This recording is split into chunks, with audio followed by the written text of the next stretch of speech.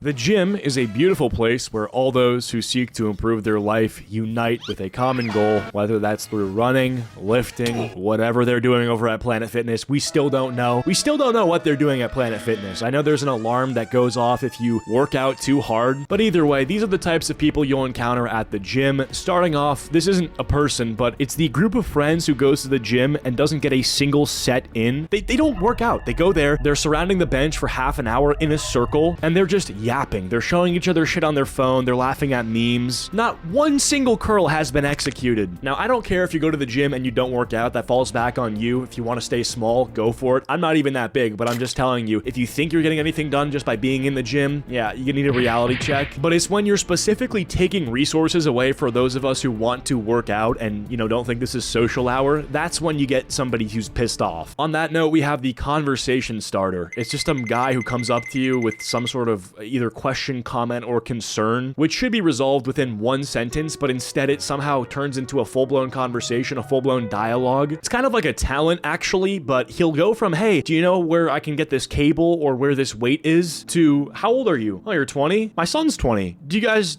like the same stuff? You guys should hang out. It's just like, okay, what the hell are we doing here? Dude's trying to arrange a fucking play date at the gym. It's like, I'm 20 years old, man. This really happened to me like a few weeks ago, and I'm not even mad about it, but it's just like, you got to imagine this is a type of person at the gym, a dude who goes up to you and is just going on to conversate. You're lucky if you get a conversation and not a full-blown monologue. If you tell the guy you're 20, he'll just start going off about the shit he did when he was 20. Like, you've literally set this guy into back in my day mode. Now he's given his analysis on the dynamics between generations. 10 seconds into his monologue, you're kind of charmed. He's talking about how he and his son used to hit the gym together and how it's not just the weights, but it's the bond it builds. You find yourself smiling a bit, thinking, hey, that's kind of nice. 20 seconds in, you're nodding along, still mid-set. He's transitioning to stories about how he used to be the strongest guy in the room back when people wore headbands unironically and thought leg warmers were peak fashion. You're chuckling politely, adjusting your grip on the barbell, trying to wrap this one up without being rude. At the 1 minute mark, though, he's still going on about how kids these days don't understand real discipline, how back in his day protein shakes were like just 2 raw eggs and willpower. You're now fully in that phase where you're just saying,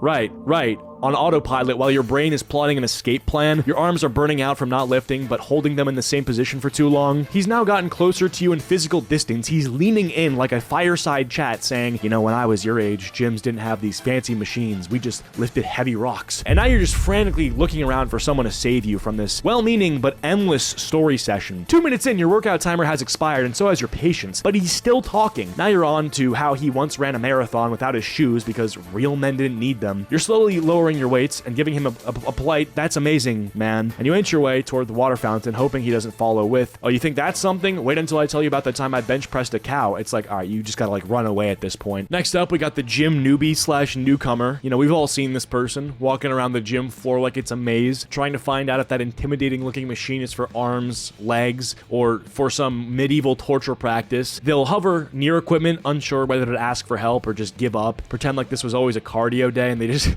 go to the treadmills because they know how that works. Hey, props to them for trying, but you can see the moment they decide to Google how to use a cable machine later. If you run into someone who's unsure of what they're doing and you can tell it's their first time at the gym, don't be afraid to help them out. They're gonna be grateful for your kindness. If you think about it, everybody that I'm talking about in this video has also been this person at some point. Everybody who's ever been to the gym has been the newbie at some point. Now, with some people you can't tell because the first time they've went to the gym has been with a group of friends who already knew what they were doing and, set this guy up for success. But not everybody was a gym nepo baby, okay? Some of us had to grind from nowhere. We didn't know what we had. We didn't know how to use anything. So if you can tell that someone's solo and it's their first time at the gym, you've never seen them before, don't be afraid to introduce yourself. It's a chance to not only, help someone out, but maybe make a friend, gym buddy, whatever. It's all good stuff. Next up, we have the cultural gym goer. This person isn't here for self-improvement. They're here for the aesthetic, the vibe, and to make sure everyone knows that they go to the gym. They've got all the latest gym gear, matching sets, protein powder, branded water bottles, and,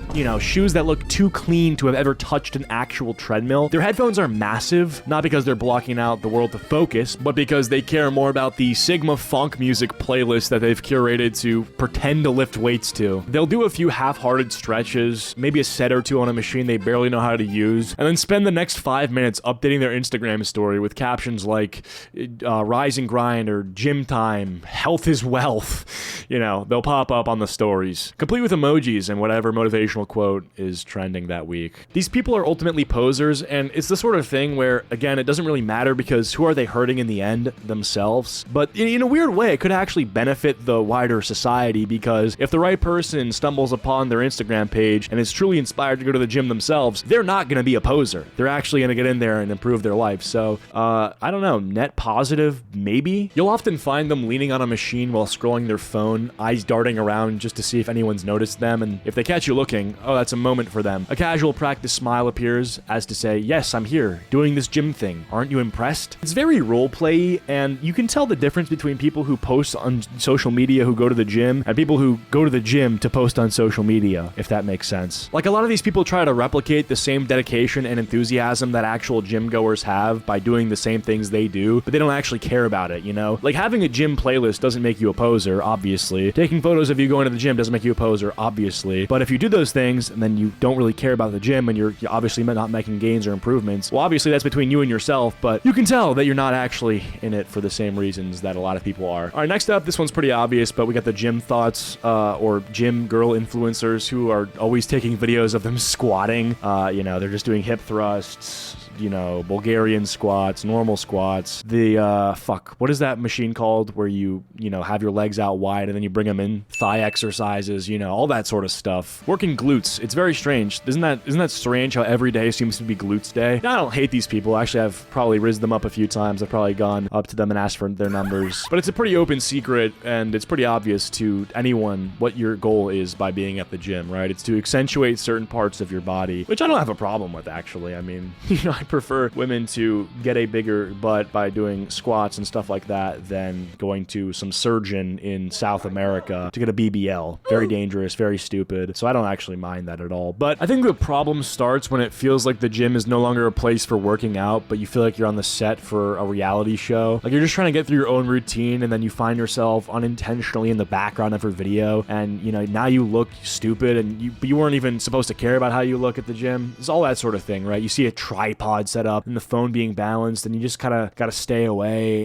It becomes like a vibe shift, you know? It's changing from a shared space to a personal film studio, and, you know, you see her carefully getting her phone angled, and it just, no thanks. Next up, we got the form police. This person watches your set like a hawk and can't resist offering unsolicited advice on your form, even when you didn't ask. You're pretty sure they're certified in absolutely fucking nothing, but they're ready to critique every deadlift in sight. The way it comes off, I think, depends on the person. Like, if they're genuinely interested in offering you good advice, it's hard to be mad at that, but a lot of the times it can come across as condescending or disparaging, and, you know, you might be offended sometimes. Like, if you're this huge-looking person and this, like, small person who clearly has no physique is trying to offer you advice, you might take that some sort of way. I personally wouldn't, but it's one of those things where it's a case-by-case on if you can tell if their heart's in the right place, because some people like doing that, giving the advice to be condescending, to, you know, fill their ego. Like, oh, this person wants my advice. Or some people are genuinely doing it out of the goodness in their own heart. They want to see you succeed, you know, if you're doing it so wrong. I personally have no problem with it, but I definitely understand if you're of the opinion that, oh, if I want a personal trainer, then I'll get a personal trainer. I don't want advice from people in the gym. Especially if the same person has gone up to you more than 2 times in one single session, you know, on like a different machine. He keeps going up to you, offering new advice. Like, you kind of have to wonder if he himself is here to work out, you know? Like, you're giving me so much advice. Are you actually gonna work out, or are you just here to coach? Anyway, I don't know. But if you want a part 2 on this video, let's aim for 5,000 likes, and I'll do a part 2 of types of people in the gym. For now, hope you guys enjoyed this video. If you have, please be sure to leave a like and subscribe if you're new. Follow my social medias, links are all down below. I'll see you guys next time. Peace.